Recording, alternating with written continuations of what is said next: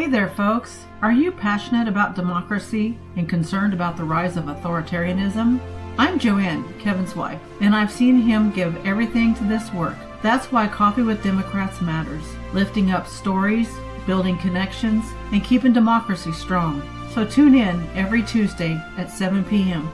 for 30 minutes of conversation with elected officials, candidates, and Democratic influencers, only on Coffee with Democrats. So join me in welcoming the Executive Director and host of Coffee with Democrats, my husband, Kevin Dawson. Hey, good evening. It's a great time to be a Democrat.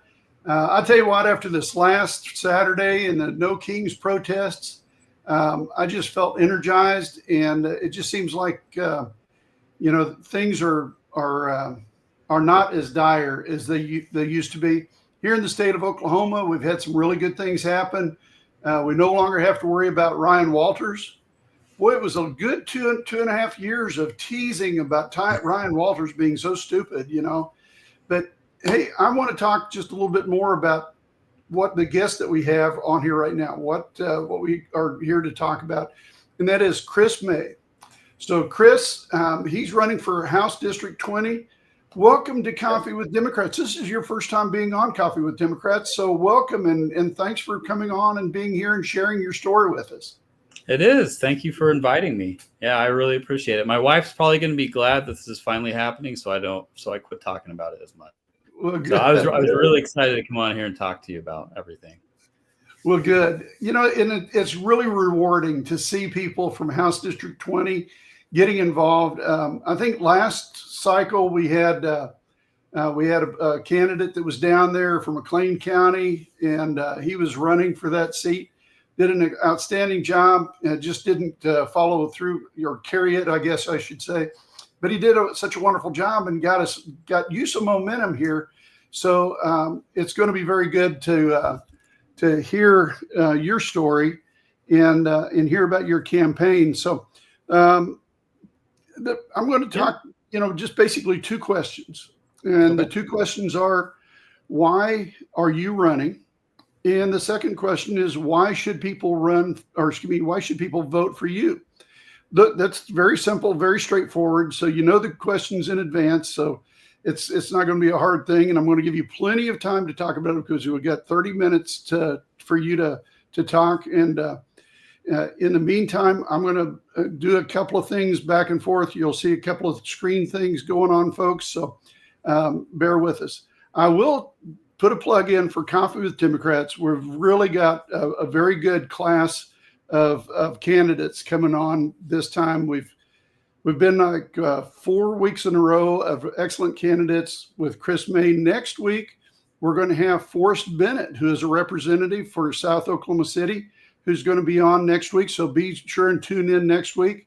And then on November 11th, we're going to have the Florida State Chair, Nikki Freed, that's going to be on. So we're going to be doing a not only intrastate conversation, but we're going to do an interstate conversation with another state. So folks, we got a lot to talk about. Also, I want to put a plug in for those people who are watching.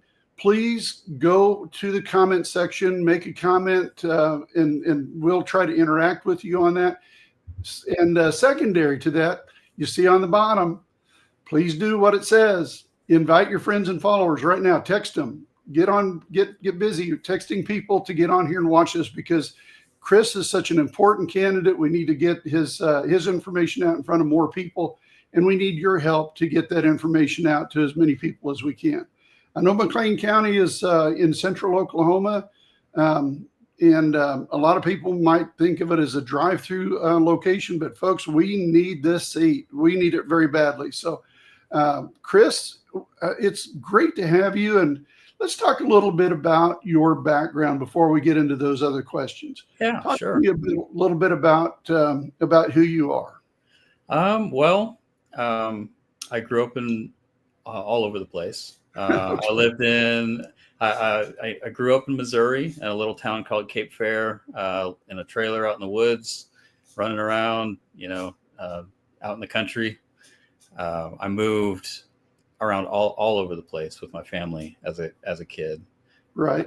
Willard, Missouri, Amarillo, Texas, Fritch, Texas, Victoria, Texas, Norman, Oklahoma.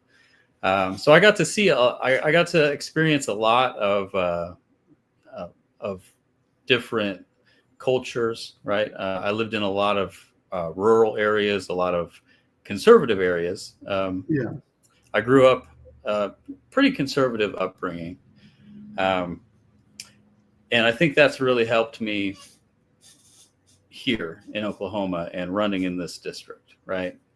Because I can really relate to people like that, because I grew up in that environment, and I can see the disconnect between the democratic leaning people in the cities and the rural, more conservative people. And honestly, I can see that we all want the same thing, but the way that we communicate together is different, right? Yeah. Grow up in an environment where you don't, that's completely different than somebody else. You see the world in a different way, right? And even if you do want the same things, it's hard for you guys to communicate that to each other and really understand where everybody is coming from. So growing up like that, I think, has really helped me. We didn't have a whole lot of money growing up. We were pretty poor. We had to make do with what we had. That also helps me relate to the people around here that are living that right now. They're worried about their SNAP benefits possibly being cut off next month, or not being able to afford health care, and things like that. That we're not really hearing a whole lot of things from our current representatives about what they're going to do about that. Growing up like that, I decided, early on in life that I wanted to make something of myself. So I decided to join the Marine Corps. Good. Yeah. Talk to us about that. In 2005, I walked into the recruiter's office, probably the easiest day he's ever had. He didn't have to recruit me. I just walked in. I was like, "Hey, I want to join the Marine Corps." He's like, "Okay, yeah, let's get you signed up." So wound up joining the Marine Corps, going to boot camp in 2005. Went to MOS school in 29 Palms, California. Okay. I spent a couple years in Okinawa, Japan. Right. Deployed to Iraq and deployed to Afghanistan, and then got out of the Marine Corps in 2010. Came back to Oklahoma, started working. Eventually got the job I have today, working at Dell, and I've worked there since 2014. Up in the city at Dell? Say again? You work up in the city at Dell? Yeah. Yep. Oh, okay. I've worked there since 2014. So okay. Worked my way up through support there. Not too long ago, where they moved a bunch of people from here down to the facility down in Austin. So that's their main facility, right? So okay. they built the Oklahoma City campus after that. I love working there. Met good people there. And then this everything started kind of happening this year, to where I was watching what I felt like was the destruction of the democracy that I swore an oath. I never saw myself as a politician, right? When I got out of the Marine Corps and when I started working, my whole focus was my family, right? My vision of growing older and retiring and just spending time with my family and gardening and, being just a father and a husband, kind of got turned a little bit upside down this year, because I couldn't ignore what was happening. Sure. It made me very, very, very right. Not the politically correct thing to say, but I'm not here for political correctness. I'm here to tell you my story and show you who I am, and show you a real person that you can vote for if you want change. So felt very, very, very angry. I didn't know what to do. Right. Pacing my house, and my wife's like, "Hey, you need to do something." I talk to my wife. We're best friends. She knows how I think. She knows when I'm really passionate about something. So she encouraged me. Hey, you know what? Let's get out there and do something. Become active. So I went to my first protest in March 4th, up at the Capitol. There was probably about 150 people, 200 people there maybe. And just like you said about No Kings, it just gave me energy. Yeah. It made me feel like there's hope. Right. Right. To see those people, right? Because everyone feels isolated. They feel like they're alone, right? But you're not. And going to something like that really shows you that. Right. And so we started becoming more active, right? Getting in with the local Democrat meetings and things like that. And then I had the luck to meet Chris Fowler.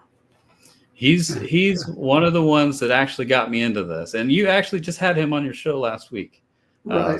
After you get done watching mine, you should go back and watch his. He's definitely the real deal.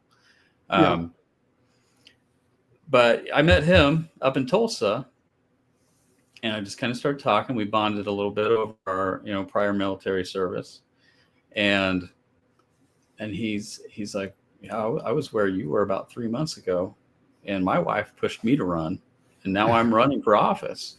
Yeah. So that made me think, oh, maybe I can do this. Maybe I can do something and actually make a difference. So that's what kind of just kicked it all off, right? I came back and I was like, you know what? I'm going to do it. Well, I'm going to show some folks a little bit about your website, because you were talking about the Marine Corps, and you've got such an outstanding website that I want to show some of this to everybody. Because it really kind of brings home to everything that you talked about. And again, thank you for your service and sacrifice, everything that you've done for our nation. It's an outstanding. It's outstanding for me to be able to share this time with you. So, and to help you share your story. So here we go, folks. Look what popped right up, right there. Marines never quit. And folks, this is such an outstanding website, and it talks about Chris and his passion, where he's been, some quotes that he has that he has made, and talking about where he grew up in Missouri, Texas, Oklahoma, and talks about his hardships. But it goes further. I mean, I'm going to leave this one up there. This is the current photo for his campaign. So I'm going to leave that one up there. But I mean, for crying out loud, it just, to me, it means something when a Marine who has sworn to an oath to the Constitution of the United States of America to, protect and defend, that matters a lot. And that is an oath that you took to sacrifice your life, if necessary, to defend. And there are so many people that I'm sure you served with, who had the same thought and ideas, to defend this nation against all enemies, foreign and domestic, that didn't come home. Yep. And we've got people now who are so crazed about this this person who wants to be an authoritarian, that it just brings fresh air to me to be able to talk to people like you, who have lived it, who have walked the walk and has talked the talk. And that to me means more than this. I'm going to talk about another guy that I don't have any respect for at all. And that's Jonathan Wilk, who is the person who is currently holding that seat. To me, he has done nothing for his constituents down there in House District 20. I can't even remember if he was even trying to author any bills this last session. But I do know that he ran on an idea of being able to take students in school and bring a paddle to them, even if they were a person of disability. And I just, Yep. I'm so opposed to what he stands for, and I'm so energized to be able to hear your story and have you talk about that. So we're about halfway through our discussion. So I'm going to go ahead, because you've already answered the first part of the question. Let's go to the second part of the question. And why should people vote for you? And then at the very end, we'll just, we'll just carry on a little discussion between the two of us, because I really need to, at the end, I also need to talk about how people can help you with your campaign. Okay. Yeah, sounds good. So why people should vote for me is pretty simple. It's because I care. I care about my community and my neighbors, and I care about how well my neighbors live, your quality of life. Right. And I don't believe that anyone's addressing any of that right now. I don't believe that we're being represented at all.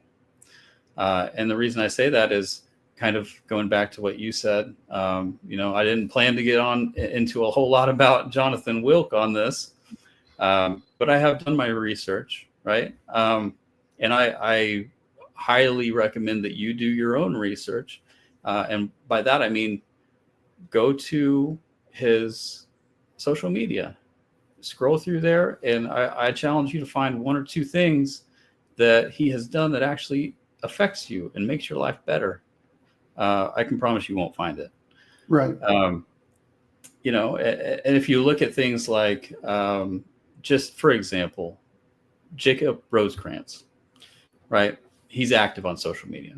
He has 17,000 followers. He can get the word out, and he can spread, information about things that are coming up that could affect you. And if you look at, say, Wilkes, he has 584. There's 27,115 registered voters in HD20. Wow. And he has the ability to reach out to 500 of those, which is about 2%. He's not held one town hall since he has been sworn in. I want to ask you, how do you represent a group of people if you don't know them and if they don't know you? The answer is you can't. Right. You can't represent a group of people that you're not in communication with, right? How am I supposed to know what the top 5 different issues that we can work on to make your life better are if I don't know you? So I've met maybe one person that knows who he is, and that's unacceptable. We deserve much better than that. We deserve Right. somebody that cares about us, that has the determination and the intelligence to work for us, to address the problems that we face, to communicate with us, to let us know what's coming up, right? To hold town halls, to be Right. engaged with their community. And that's not what we're getting. And if you want that, then you need to vote for people like me. You need to vote for me, people like Chris Fowler. These are all people that I have met in real life, doing this, right? And talked to them face to face. Jeff Pixley and Mitchell Jacob are both running for CD4. Cindy Munson, Brandon Wade, people like that. People, you can tell when somebody actually cares. You can tell when somebody has a passion for what they're doing, and if they're doing it for the right reasons. Just don't listen to people's words. Look at their actions, right? And to go a little bit further with that, my wife and I have organized a community cookout here in Noble, right? And while we're going door to door talking to people, trying to get our name out there, we're also inviting our community members to a community cookout where we're going to provide some food and we can get together and we can talk. And I believe that's where it starts. That's how you have to reach out, and you have to talk to people, and you have to get to know people, and you have to bring people from your community together to strengthen it, right? Because we rely on each other, whether we're Democrats or Republicans, libertarians. It doesn't matter what party we are. We're neighbors, right? One thing the Marine Corps taught me, well, two things I'm going to go into real quick. One thing is, it doesn't matter the person that's next to you's beliefs, their skin color, their party. When it gets down to it, you're going to rely on that person with your life. You have to rely on that person. You have to trust that person. That's how we are in communities and in our neighborhood. Is we have to rely on our neighbors. We have to rely on each other to uplift our community. And if we get stuck in the party, Republicans versus Democrats, it just divides us, and we cannot thrive like that. So what I'm trying to do is get people out, get people to talk to each other in real life, face to face, get to know one another, get to have your kids play together at the park, eat a hot dog, watch some football. Right. And that's how we strengthen our communities, and that's how we get past our differences. So I'm hoping to get those started in all of all the towns in HD20, right? Like Noble, Newcastle, Blanchard, Washington, Goldsby, Cole, Slaughterville. The plan is to get some cookouts going in all those areas and grow them and strengthen our communities, right? Because I think that's really what we need right now. Right. And the other thing I wanted to go into real quick, it's a little bit separate from that, but I know I could talk forever, just so you know. I know we're running out of time. No, you're doing fine. But there's also something that the Marine Corps taught me, and it's the definition of courage and bravery. Right. And that's doing the right thing in the face of adversity. And the more extreme the adversity, the more courage you have to do the right thing. That means if everyone around you is telling you don't do that thing, but you know it's right, you better do it. And that's what's lacking in our representatives right now. They have no courage. They have no courage to stand up for what we know is right, what they know is right. But they just want to take the easy way. They want to follow their party. They want to be those rubber stamps. They want to be in the club. That's not me. Yeah.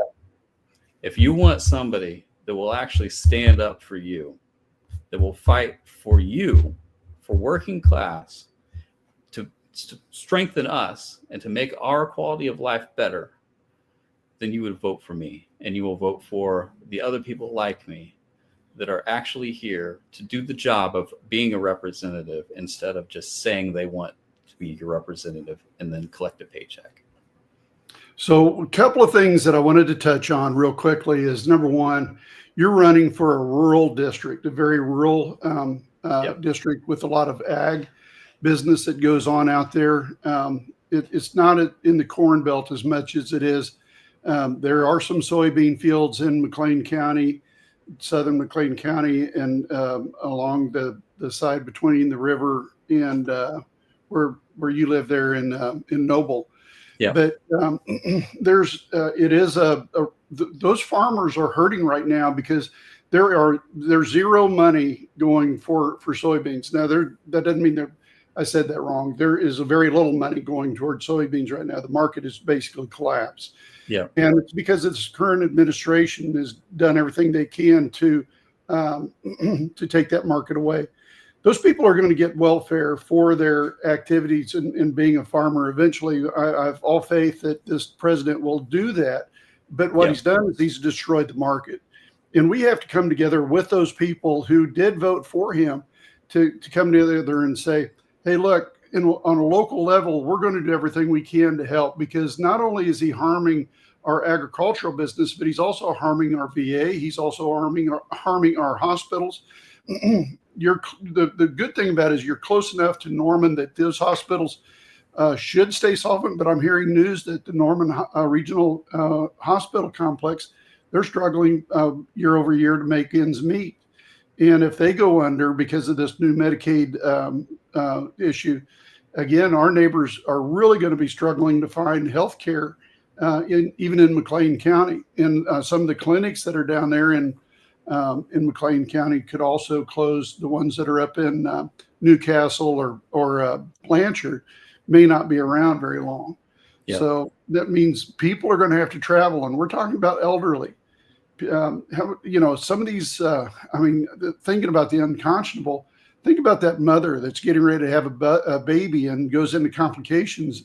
And now she doesn't have an option for something local, that she's got to drive herself with a medical condition all the way to the city or up here to Norman to try to find some help when she's, not able to. So folks, there's a real reason why the Democrats are really making a push this year, because again, we see these culture war issues where the Democrats, are out here trying to do the will of the people, but the Republicans are trying to control the will of the people. So that's my take on it. We need to talk about how people can help you with your campaign, and I want to move over to that real quick because you have done an outstanding job on your website. And here is your donate page. You can see it up at the top. I'm going to put that onto the ticker as well, so everybody can see it down at the bottom. There's the link to that where you can go to his website. And he's got it created so that you can go there and make a very small donation. Just like mine, it automatically fills the information out: email address, first name, last name, street address, zip, city, state. You can put your cell phone number if you want to. I'm retired, so I've check marked I'm retired, currently unemployed. Then I put my credit card information in there, and I told it on mine to save that information. And then I'm making, there are certain candidates that I am following that I've said, yes, count me in. And I'm making that monthly donation. And in this particular case, the candidate that I'm supporting, I said, yes, count me in, and I'm going to contribute $100 every month to that candidate's campaign, and then complete the donation. That's it. That was as simple and easy as it gets. And folks, you don't have to do $100. You can do this is Coffee with Democrats. And we got started on Coffee with Democrats because it was essentially having a conversation around a coffee cup in the mornings. And the idea is we can also use the money that we would spend for a coffee to help our candidates. See how that works? That little $5 contribution goes a long way to helping our candidates. And then the other way that you can help, I'm going to let Chris talk about it, is you can help Chris by doing phone banking, text calling, doing postcard, having a postcard party, and then also helping him with his cookouts. So Chris, go ahead and talk to us about that. Yeah. Of course, money's always accepted, but honestly, and I kind of went over this with Kevin a little bit before we became live here. I value your time and your energy and your voice more than your money. Like I said, I grew up poor. I live around people that don't have a lot of money, and sometimes you don't have that money to donate to somebody, even though that you feel strongly, that you want to support them. And if that's you, go to my website and just send me a message. If you scroll to the bottom, you can just type it in there and send a message. All it does is just send me an email, and just get me your information. And I could definitely use your time and energy to go and knock doors or phone bank or like you said, write postcards or something just to get our message out there, right? And So if you have some additional time or energy that you want to use to make a difference, please reach out to me, and I could definitely use you. But other than that, yeah, that's, well, it's been a great conversation. I can tell you that right now. We could go do this for probably a couple of hours, couldn't we, Chris? Yeah, I can keep going if you can. Well, I think we've come to a time we need to wrap this up, but please come back on to Coffee with Democrats, and let's continue to have this conversation as we move forward and get closer to. Now, you don't have a primary election. You'll just go right to the general election. Isn't that correct so far? So far, yep. Yeah. Okay. I'm the only Democrat running in this area. So. All right. Well, folks, please do everything you can to help support Chris and everything that he's doing. Now, I'm going to show you where his district is real quick. It's on the southern part of, wait a minute, I got to get down to it again. There we go. It's that light blue area that's right in the middle. That says 20. There's McLean County, which borders Grady County, also borders just a little bit of, is that, you don't border Oklahoma County at all, do you? It's I don't all believe so. McLean County, Cleveland County. Cleveland. Yep. Cleveland County to the north, and then I can't remember the county to the east. It's not important. But anyhow, That's not part of you can see it's the entire swath right through the middle, the southern part of Cleveland County and parts of northwest McLean County. So, folks, do everything you can to help support Chris. And like I said, we've got lots of things for us coming up on Coffee with Democrats that I want you to invite you to come back and watch those as well. So, Chris, thanks for coming on Coffee with Democrats. It's a great opportunity to talk to you. It's a great thing to meet you and have that conversation. I do want to point out something that for the folks that are watching this, they're going to look at the same thing, see the same thing I am. Your name is spelled back there on the wall, M-A-Y. You can see your card, but there's a story. Then we'll get to it the next time. Y-A-M. What is that about? We'll find out the next time here on Coffee with Democrats, folks. We're going to go into some deep investigation about that. So, Chris, thanks for joining us. And folks, until next Tuesday at 7 o'clock, please be safe. Thank you, Kevin. Thank you. This segment of Coffee with Democrats is brought to you by Steve Holcomb, Attorney at Law. With family ties to Oklahoma in the legal field that goes back as far as the early 1900s, Steve Holcomb is a well-known and respected attorney at law in Pawhuska, Oklahoma. You can trust Steve Holcomb, Attorney at Law, with your legal needs. For generations encompassing over 100 years, the Holcomb family name has practiced law and served the cattlemen of Oklahoma. From Marion Holcomb, Steve's great-grandfather, who became a judge among the lands of the Cheyenne and Arapaho tribes in southwest Oklahoma in the early 1900s, who then moved to Pawhuska to practice law, to his grandfather, Thad Holcomb Sr., and his father, Lee Holcomb, who both served as presidents of the Osage County Cattlemen's Association. The Holcomb name has been and still is the trusted name for Oklahomans.